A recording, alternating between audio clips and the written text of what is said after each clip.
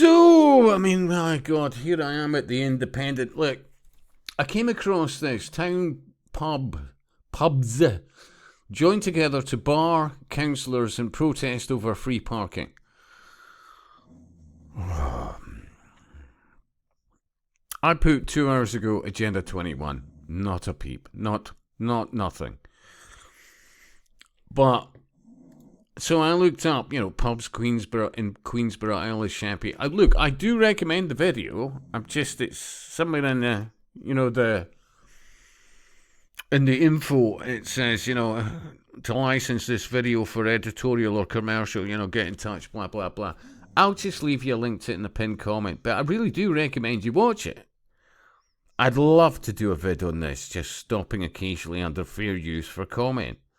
Because what you're seeing going on there is happening and has been happening for quite a while right around the UK, and I would argue probably many other Western nations.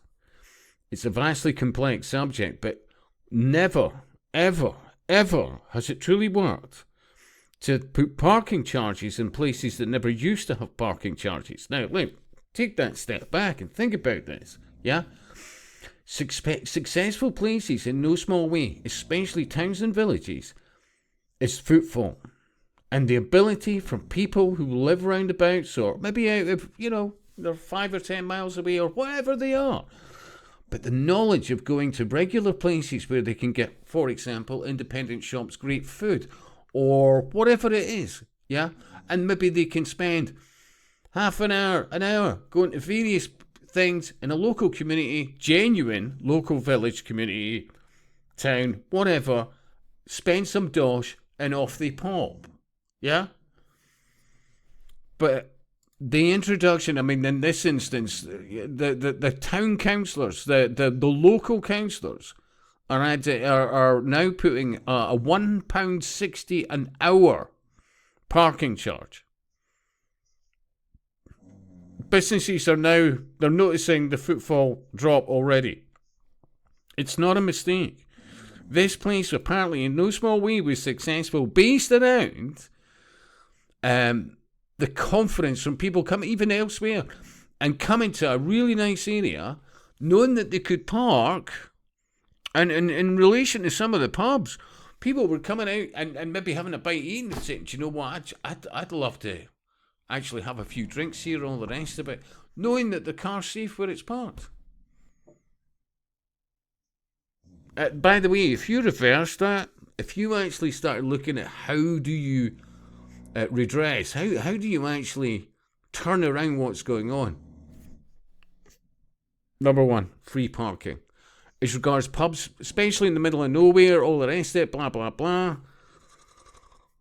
Thing I'd been going out my way to enlarge is within reason, and you can work the rest out, but parking, people that can spend money. Think of all these camper vans, all the rest of it, that are getting hammered in bloody various camping sites. I'll never get my head around it, I'll be honest with you.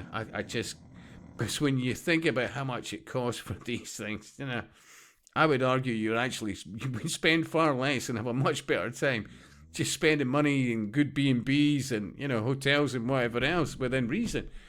Because the initial cost, then the running, and for all those idiots that thought, you know what, I'm no longer a slave to renting. I'll get myself a camper van and I'll be fine. Well, I think I discussed in the last few months, they're talking about, with all these lovely cameras that we now have in place, everybody's, reg plate, it's got whatever, they'll be hit with council tax. There's no end to where this goes. But it all ties into the destruction of the West. Absolutely. And I keep telling you that pubs are being attacked big style. Because, most of our, uninvited guests certainly are not, fans of, alcohol. The fine ale pub. Yeah. The eatery, the restaurant with synonymous with wines or whatever it is. Yeah, the delicatessen, all those things.